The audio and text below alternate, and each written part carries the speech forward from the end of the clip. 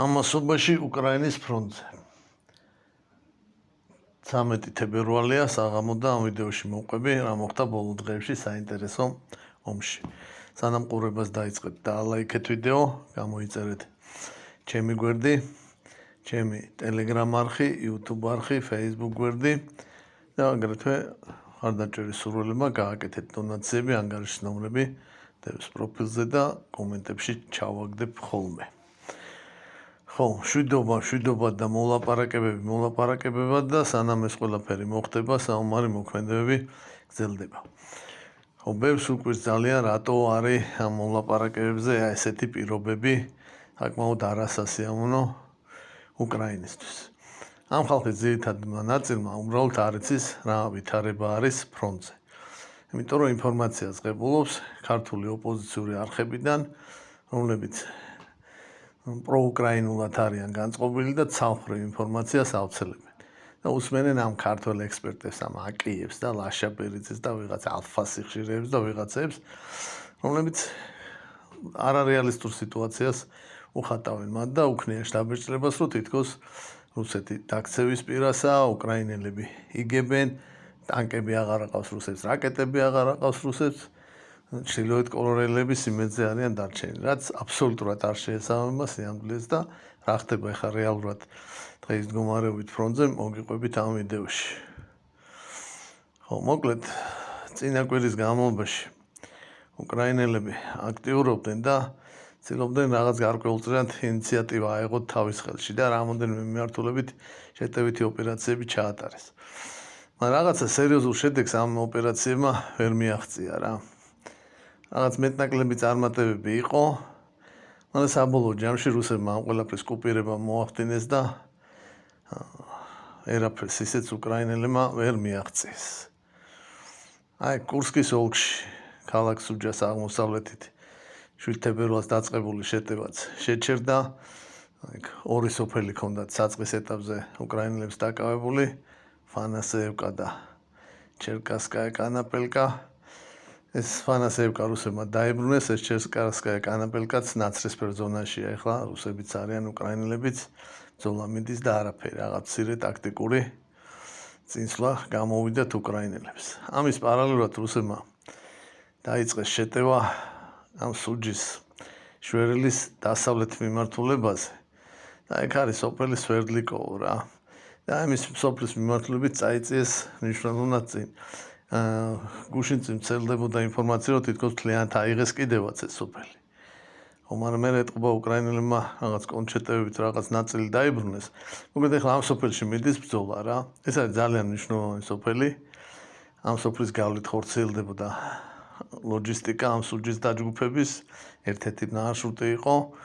ხო, და ამ სოფლის დაკარგვა ძალიან დიდი ის იქნება დარტყმა უკრაინელებისთვის. ჩემი აზრით სვერდლიკოვოს აღება თუ მოახერხეს რუსებმა, კურსკის შვერილის შენარჩუნება სამხედრო თვალსაზრისით გახდება შეუძლებელი. აი ესეც თუ დააკვირდებით ვიწრო ის არის და ამ სვერდლიკოვოს აღებით კიდევ ვიწროვდება. ეს გზების გადაჭრაც ხდება და ანუ ფაქტურად მთელი ლოჯისტიკა აქ არსებული უკრაინული ჯარების ცეცხლის ქვეშ აღმოჩნდება რა, იგივე артиლერია, FPV დრონები, აქ რუსული ავიაცია შედარებით თავისუფლად მუშაობს, იმიტომ რომ PVO არ არის აქ ახლა პეტრიოტებს ვერ შეიყვანა აქ. და ამ ყველაფრის გამოყენებით, აქედან გამომდინარე, კიდევ უფრო გაუჭირდებათ ამის შენარჩუნება უკრაინელებს, ეს არის ფაქტი. ჩამოვყვეთ ახლა ცოტა ქვემოთ რა ხდება.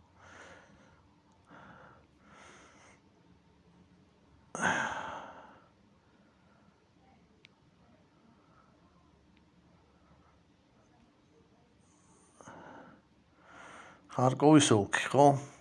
აიგაც რაღაც მცირე ტერიტორიები ლიფცის და ოლჩანსკის მიმართულებით აქვს დაკავებული რუსებს.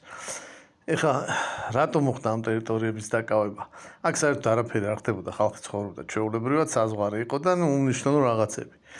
მაგრამ მე უკრაინელებმა დაიწყეს აქედან გამოდმულად ამ ბელგოროდის დაბომბვა. თუ გახსოვთ რა ამბავი იყო, აი ბელგოროდი დაიბომბა, მიაყენებდნენ ამ ვამპირებს, ეს ჩეხური გრადია და უშენდნენ ბელგოროდს და ხალხიც კვდებოდა რაღაცებიც ინგრევდა, პანიკაში იყო ქალაქი და რუსებმა შეუტიეს და გარკვეული ბუფერული ზონა შექმნეს აქ.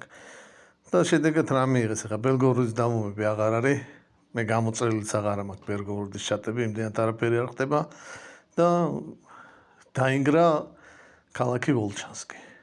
ან მოსახლეობის ევაკუაცია მოუწიათ უკრაინელებს და გასწორებულია ქალაქი მიწასთან. და ეხლა პოზიციური ბრძოლები მიდის ამ დანგრეულ ქალაქში. და ამოვიდეთ კიდევ უფრო ქვემოთ. ეს ხარკოვის ოლქი, კუპიანსკის მიმართულება. აქ მოკლედ კუპიანსკის ჩრდილოეთით რუსებმა მოახერხეს მდინარე ოსკოლის ფორსირება და საკმაოდ დიდი პლაცდარმი აქვთ უკვე ამ ოსკოლის მარჯვენა სანაპიროზე.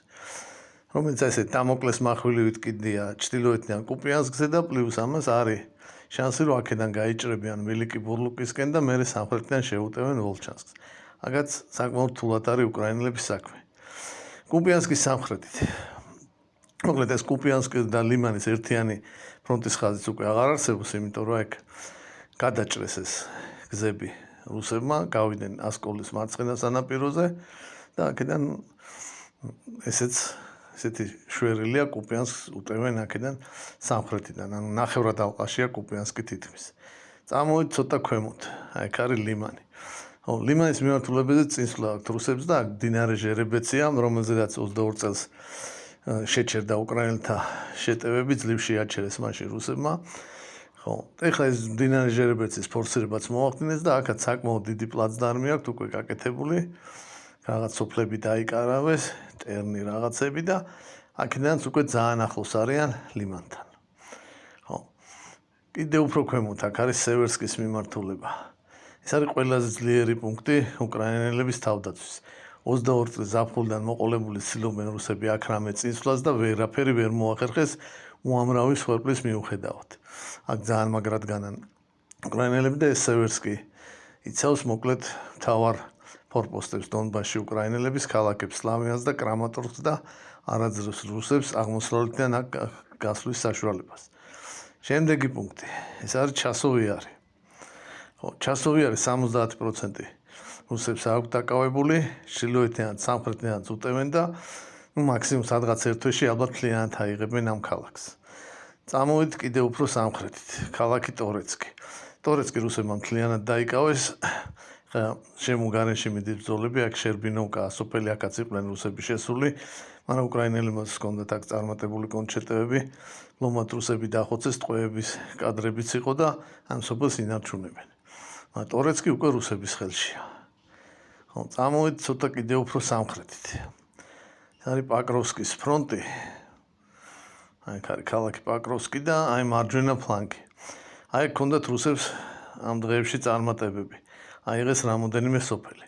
უпроსტად ეს სოფლები რამოდენიმეჯერ აიღეს. მერე უკრაინელებმა დაიბრუნეს და ეხლა კვლავ აიღეს სოფლები ბარანოვკა, ვაძიანოე ტაროე და აი დღეს გავცელდა ინფორმაცია, აქეთ არის სოფელი ზილიონაე პოლე, იმისი აღების შესახებ. ანუ ამით კონტროლი დააწესეს პაკროვსკის და კონსტანტინოვკის დამაკავშირებელ ტრასაზე. ეხლა უშუალოდ პაკროვსკის მიმართულებაზე. აქ გარკვეული კონჩეტევების შედეგად უკრაინელებს რაღაც წინსვლები ჰქონდათ, აი ეს სოფელია ლისოვკა და აქეთ არის სოფელი დაჩენსკოე და ესე სრულად რუსების კონტროლის ქვეშ იყო და ეხლა არა, ეხლა რაღაც ნაწილს უკრაინელები აკონტროლებენ. ნაცრისფერი ზონა. აი ეს ცდილობდნენ აი ამ შვერილის მოჭრას უკრაინელები, აქ არის სამი სოფელი, უდაჩნაე, კოტლინო და პესჩანაე. აი ამ სოფლებში მოახერხეს შესვლა და რუსების გამოყრა უკრაინელებმა. მაგრამ მე რუსებმა ეს კუპირება შეძლეს ამ ყველაფრის და ეხლა ნაწილი დაკარგული იმების დაიბრუნეს. ეს ტრასა პაკროვსკი მაჟევიკა მაინც გადაჭრილია და ამ კოტლინოში, უდაჩნოეში და პესჩანაეშიც მიდის ბრძოლები. ცოტა უფრო სამხრეთით. აი ჰქონდათ